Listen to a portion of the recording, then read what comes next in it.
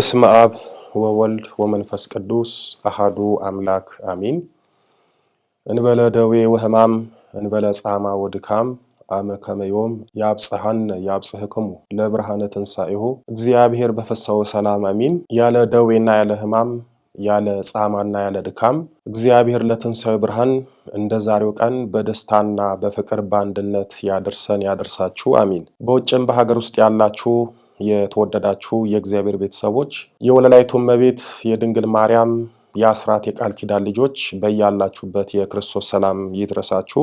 ሰሙነ ሕማማት ስለሆነ የሌንጊኖስ ጦርና የክርስቶስ ፍቅር በሚል ርዕስ ስለ ሌንጊኖስ ጦርና ስለ ክርስቶስ ፍቅር አጭር ትምህርት እንማማራለን። የሞተን የገደለ ሰው ጀግና አይባልም። ሌንጊኖስ የሞተ ለመግደል የጨከነ ሰው ነበረ። ጌታችን በራሱ ፍቃድ በቀራንዮ አደባባይ መከራን ሲቀበል አይሁድና ሕዝቡ እንደ አንድ ቃል ተናጋሪ እንደ አንድ ልብ መካሪ በመሆን በጌታችን ላይ በሰው ሕሊና በመላእክት ልቦና የማይታሰብ ብዙ ግፍና መከራ አድርሰውበታል። በተለይ እንደ ተራ ሰው ጌታችንን በጥፊና በኩርኩም በመምታት ጸያፍ ምራቃቸውን ፊቱ ላይ በመጥፋት ከመሳደብ በዱላስ ከመደብደብ ከግርፋት እስከ ሞት ጌታችንን አድርሰውታል።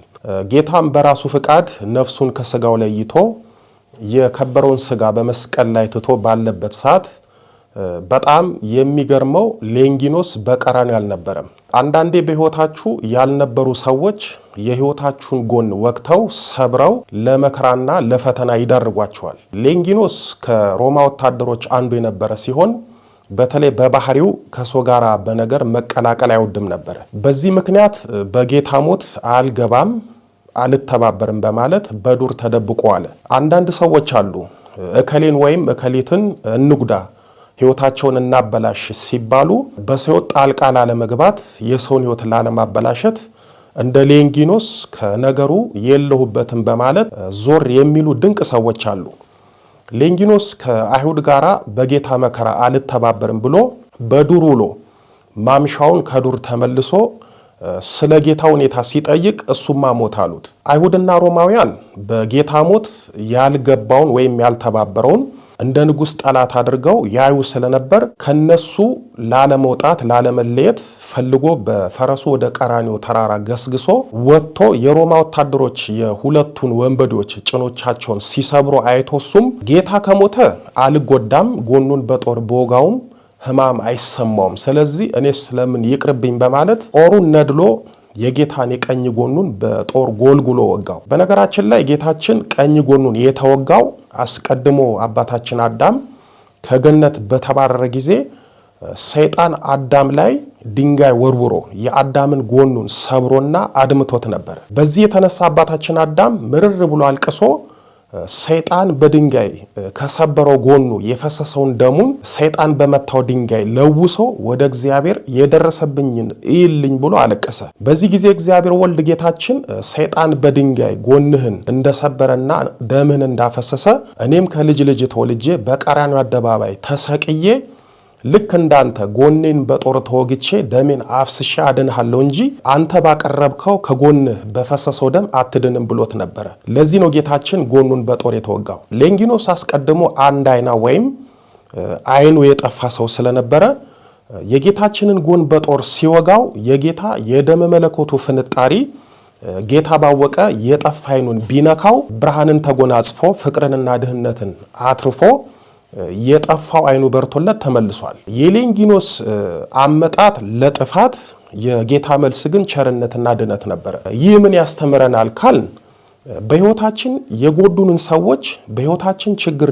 ለፈጠሩብን ሰዎች እንደነሱ ክፋትን ጥፋትን ሳይሆን በጎነትን ቸርነትን አድርገን ልንመልሳቸው እንደሚገባ ነው። በመተት ጦር የወጉንን በጥላ ወጊ ያስወጉንን በክፋትና በመቀኝነት ጦር የወጉንን የክፋታቸውንና የጥፋታቸውን ጦር ወርውረው ስራችንን፣ ትዳራችንን፣ ጤናችንን በአጠቃላይ ሕይወታችንን የወጉንን ሰዎች እንደነሱ በበቀል በክፋት ሳይሆን እንደ ጌታችን በምሕረት መመለስ እንዳለብን ያስተምረናል። የኃያሉ የመድኃኔዓለም ልጆች ጌታችንን መከተልና መምሰል በሕይወቱ በመከራውና በሞቱ ስለሆነ በሕይወታችን ላይ ጦር ሰብቀው እኛን ወግተው ለሚኖሩት ሌንጊኖሶች እኛም በአጸፋው ጦርን ሳይሆን ፍቅርን እንወርወርባቸው፣ ወይም ምላሻችን እንደነሱ ጦር ሳይሆን እንደ ጌታችን ፍቅርን እንመልስላቸው። ያኔ ነው እነሱ በሕይወታችን ላይ የተከሉትን ጦር ጌታችን የሚነቅልልን። ሌላው የምንማረው ሁሌም በእግዚአብሔር መንገድ ለጥፋት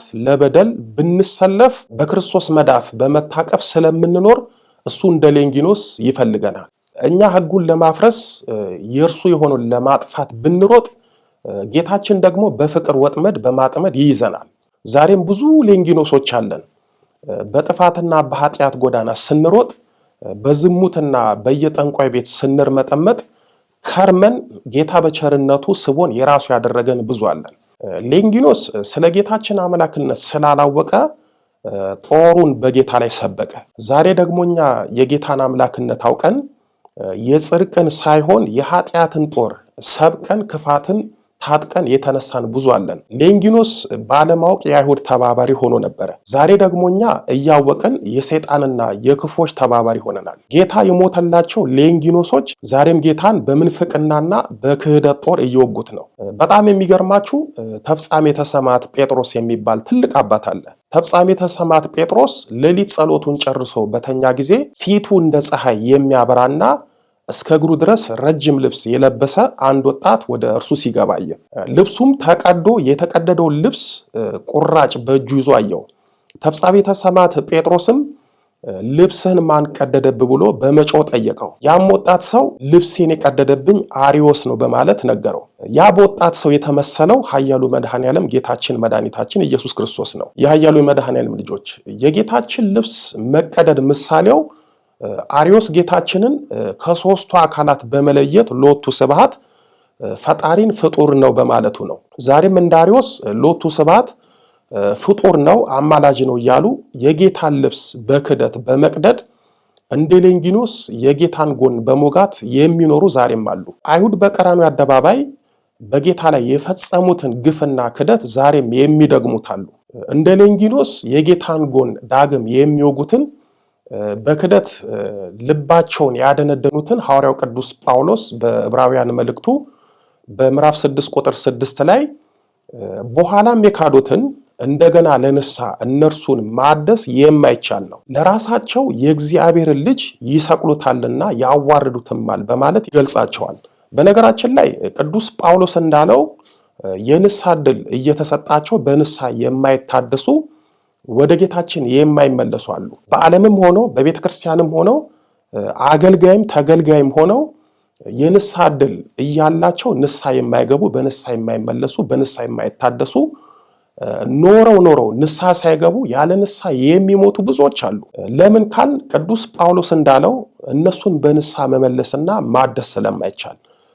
ምክንያቱም ንስሐ አይገቡም፣ በንስሐና በጌታ ላይ የሚዘብቱ በኃጢአትና በክፋት ላይ የበረቱ ስለሆኑ እንደዚህ ያሉትን በካህንም በትምህርትም በንስሐ መመለስና ማደስ አይቻልም። የማይቻለው ንስሐ እነሱን ሳያድሳቸውና ሳይመልሳቸው ቀርቶ ሳይሆን እነሱ በንስሐ መመለስና መታደስ ስለማይፈልጉ ነው። ወደ ሌንጊኖስ ስመጣ በሌንጊኖስ ጥፋት ውስጥ የክርስቶስ ማዳን እንዳለ ሁሉ በእኛም ክፋት ውስጥ የጌታ ማዳን ስላለ ወደ ክርስቶስ ለመጠጋት እንደ ሌንጊኖስ የክፋትን ጦር ሳይሆን የጽድቅን ጦር እንስበክ። ያኔ ጌታ የጠፋብንን መንፈሳዊ ሕይወት ያበራልናል። ያኔ ጌታ ጤናችንን ይሰጠናል። ለጠፋብን ሕይወታችን ብርሃን ይሆነናል። ሌንጊኖስ የክርስቶስን ቸርነትና ማዳን ካየ በኋላ በመጨረሻ ምን ሆነ ምን አደረገ የሚለውን ስናይ ሌንጊኖስ ዓይኑ ከበራለት በኋላ የጌታችንን ውለታ ሳይዘነጋ የጌታችንን ማዳን ሳይረሳ የጠላትን ዓይን ያጠፉታል እንጂ እንዴት ያበሩታል በማለትና በመገረም በዕለተ ዓርብ የተደረጉትን ታምራቶች መመርመር ጀመረ።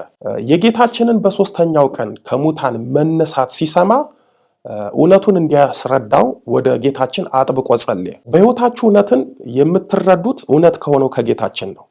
በመንፈሳዊ ሕይወታችሁ የትኛውንም እውነት ለመረዳት ጌታችንን ከልባችሁ ብትለምኑት ታውቃላችሁ።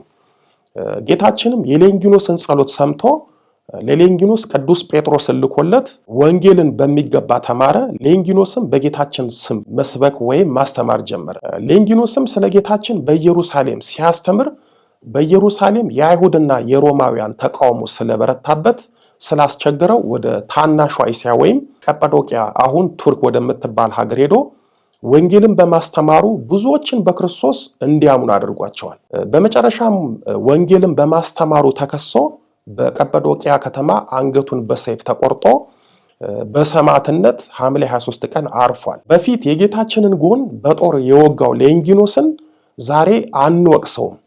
ዛሬ በረከቱ ጸሎቱ ይደርብን የምንለው ለምን ካል አስቀድሞ የጌታችንን ጎን በጦር የወጋው ሌንጊኖስ በኋላ በጌታ ፍቅር ተወቅቶ ስለ ጌታችን አስተምሮ የጌታን ጎን በጦር እንደወጋ እሱም ለጌታ ብሎ አንገቱን ተቆርጦ እስከ ሞት ደርሷልና እንዲሁም የጌታችንን ጎን በጦር የወጋው ሌንጊኖስ በስብከቱ ብዙ ሰዎችን በጌታ ፍቅር እንዲወጉ አድርጓል። የኃያሉ መድኃኔዓለም ልጆች በሌንጊኖስ ጦር ውስጥ የክርስቶስን ፍቅር አያችሁ።